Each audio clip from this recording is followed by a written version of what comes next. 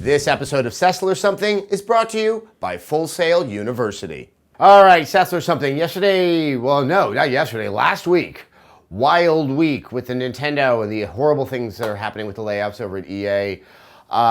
Anyhow, what I've been looking forward to talking about this SESSLER'S Something I'm still going to stick with, and that is the fact that Microsoft finally has announced that they're going to announce a new console. This has been a long time coming and somewhat frustrating. It's nice when you're in my position to talk about an actuality that there really is a console, which kind of needs to be announced by the people who are manufacturing it rather than wild speculation that may be grounded in reality, but it just feels so kind of flighty and substance free. So yay, May 21st, make sure that you're checking out all our videos. We'll be doing extensive coverage. I will be up in Redmond to see the unveiling.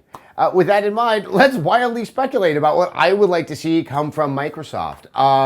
It will be a gaming console, but we are always hearing about the future of entertainment, its role inside of the living room. They have moved the console from something that was just purely games into something that is multifaceted in how it brings in movies, music. It has, I think, in many ways done it quite well outside of a dashboard that feels like a horrible waste of real estate. But this has been Microsoft's goal, I still believe, since the very first Xbox. Remember, that first Xbox had, it was like an 8 to 10 gig hard drive that you only put save games on. And I had always speculated when it was first announced it would have a hard drive, that when Microsoft owned Web TV at the time, that we might start to see that integration into a set-top box. That was a long time ago. That was the year 2000. This is now the year 2013, and I'm under the impression that they're slowly going to realize that goal. And I don't know for a fact it's going to be some type of set-top box.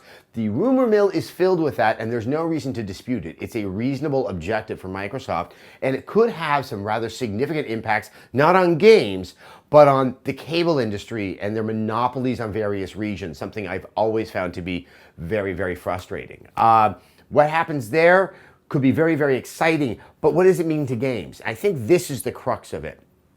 We're going to hear a lot about entertainment. How much are we going to hear about games? How is Microsoft going to position this? It could be that we're going to see a split. We could see one angle taken at the announcement on May 21st and then see something happen at E3. Probably very game focused at E3, very entertainment focused on May 21st. I don't know if that's the best idea. I think kind of laying out all the information all at once and getting all people excited with all their different interests is a great idea, but it could also be a very muddled message.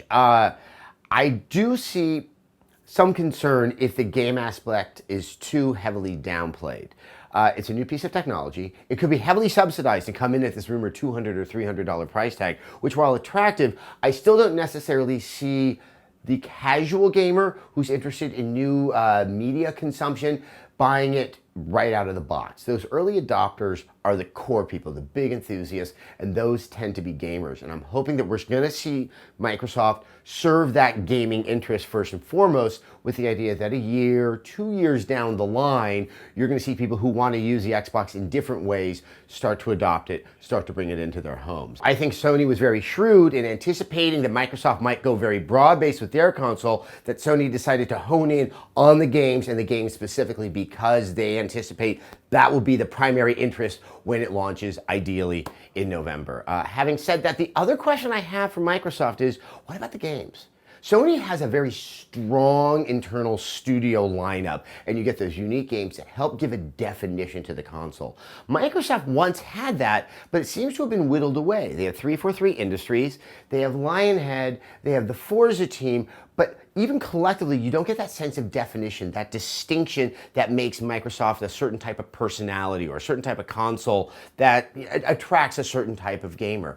I'm hoping that we're going to start to see them reemerge with a library of unique content. I mean, we're expecting to see 2 new consoles that function very much like a PC. And we also have PC games, and I do think, at least for the gamer, it's going to be those exclusive titles that will help define the system and will help make that buying decision. Having said that, I'm just excited. It's over. It's the beginning of the end. 2013. We don't have to start anticipating or guessing or speculating or reading rumors.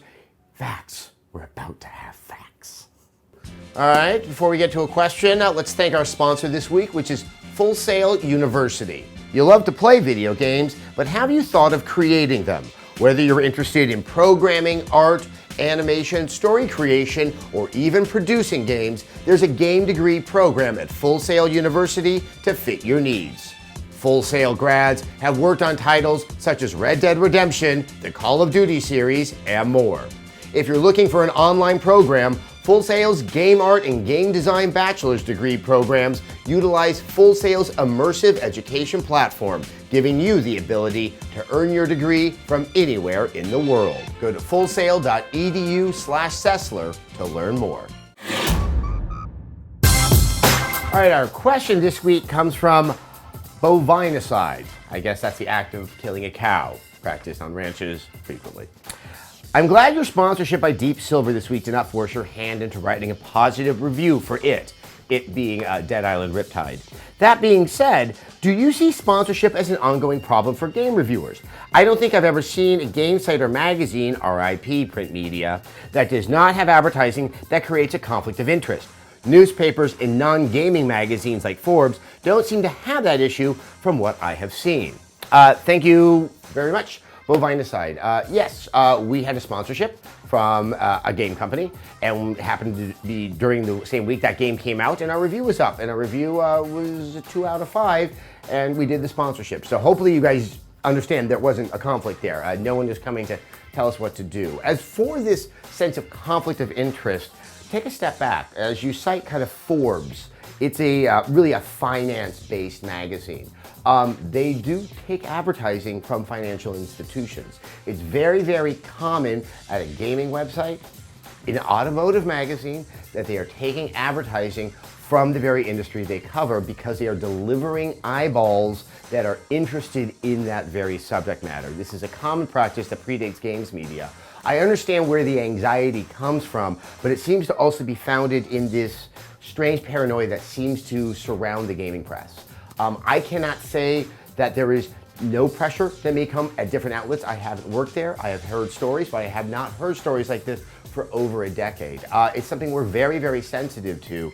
And no one in their right mind wants to do this, wants to somehow undermine their own sense of credibility. But at the same time, we need to survive. We run on ad revenue, and it's very easy to put a firewall there. Best I can tell you is that if I'm here, it's because that isn't happening. There's Sessler something. Please give us another question.